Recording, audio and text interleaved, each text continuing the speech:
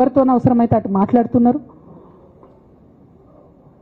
అదేవిధంగా 2018 ఎన్నికలలో హరీష్ రావు గారు 20-25 మంది ఎమ్మెల్యేలకు ఎన్నికలలో అడిషనల్ ఫండింగ్ ఇచ్చారు. పార్టీ ఇచ్చింది కాకుండా.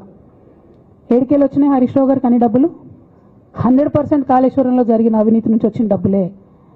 ఆయన ఆలోచన ఏం చేసిందంటే ఏమన్నా కొద్దిగా అటు ఇటు అవుతుందేమో రిజల్ట్, నా దగ్గర ఎమ్మెల్యేస్ ఉండాలని ఆలోచన చేశాను. నీకు అసలు అట్లాంటి ఆలోచన ఎందుకు వచ్చింది?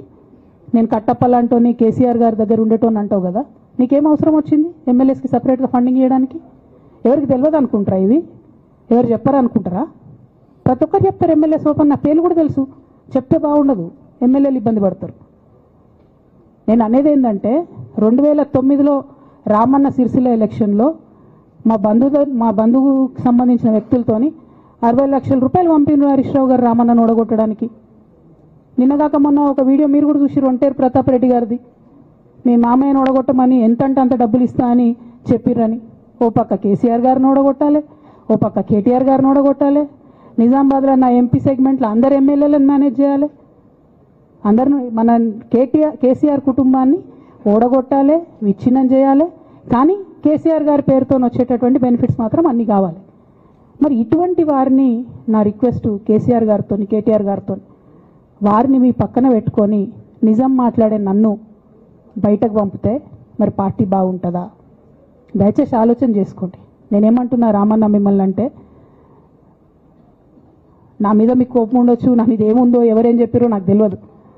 నేను మాత్రం నా ప్రాణం పోయినా కేసీఆర్ గారికి హాని జరగాలని కానీ కేటీఆర్ గారికి హాని జరగాలని కానీ కోరుకోను. అది నా నైజం కాదు. ఆడపిల్లలకు అట్లుండదు. ఆడపిల్లలు ఇల్లు బాగుండాలనుకుంటారు. నా మనసుకి ఎంత గాయమైతే, నాకు ఎన్ని అవమానాలు అయితే, నాకెంత ఇన్సల్ట్ అయితే, నా మీద ఎన్ని కుట్రలు జరిగితే నేను ఇట్లా మాట్లాడుతున్నది నా బాధ, ఇది నా ఆవేదన. నాన్న చూస్తలేరేంది వీళ్ళని అన్నది ఆవేదన, చూసుకుంటా క్షమిస్తారేంది ఇంకెన్నిసార్లు క్షమిస్తారు అన్నది నా బాధ. అంతే తప్ప నాకేం కోపం ఉంటుంది? ఎందుకు కోపం ఉంటుంది? నాకెంత ఎన్ని జన్మల పుణ్యం ఉంటే కేసీఆర్ లాంటి తండ్రి దొరుకుతాడు? కోట్లలో ఒకరికి ఉండేటటువంటి తండ్రి నాకు దొరికిండు. ఆయన లేకపోతే నేను ఎవరు ప్రపంచానికి తెలుస్తుందా? నాకెందుకు అవసరం ఉంటుంది? నాకేం కోపం ఉంటుంది కేసీఆర్ గారి మీద? నాకు బీఆర్ఎస్ పార్టీ మీద ఎందుకు కోపం ఉంటుంది? నాకు 27 సంవత్సరాలు ఉన్నప్పుడు నేను నా కొడుకుని చిన్న పిల్లగాన్ని పసిగుడ్డుని ఎత్తుకొని ఇక్కడికి వస్తే ఆ రోజు నుంచి ఈ రోజు వరకు నేను రోడ్డు మీదనే ఉన్నా, ఉద్యమాలే చేస్తున్నా, పోరాటాలే చేస్తున్నా, తెలంగాణ ప్రజల కోసం పనిచేస్తున్నా. 2014 నుంచి అధికారంలో ఉన్నప్పుడు కూడా నా ఇంటి దర్వాజాలు ఎప్పుడు తెలిసే ఉన్నాయి. ఇక్కడున్న మీడియా మిత్రులందరికీ తెలుసు. అధికారంలో ఉన్నా లేకున్నా నేను గిట్లనే ఉన్నా. అధికారంలో ఉన్నప్పుడు నన్ను ఏమి సాగనీయకుండా నన్ను ప్రతిపక్ష ఎమ్మెల్యేని చూసినట్టు, ప్రతిపక్ష ఎంపీని చూసినట్టు చూసినా నేను ఇట్లనే ఉన్నా, ఓపెన్ మైండ్తోనే ఉన్నా. నేను కోరేది ఒకటే, కేసీఆర్ గారి ఆరోగ్యాన్ని కాపాడండి రామన్న, పార్టీని కాపాడండి, పార్టీలో ఉన్న కార్యకర్తల్ని కాపాడండి, అందరు బాగుండేలాగా ప్రజా సమస్యలు తీసుకోండి. నాకు అంతకుమించి కావాల్సింది ఏం లేదు.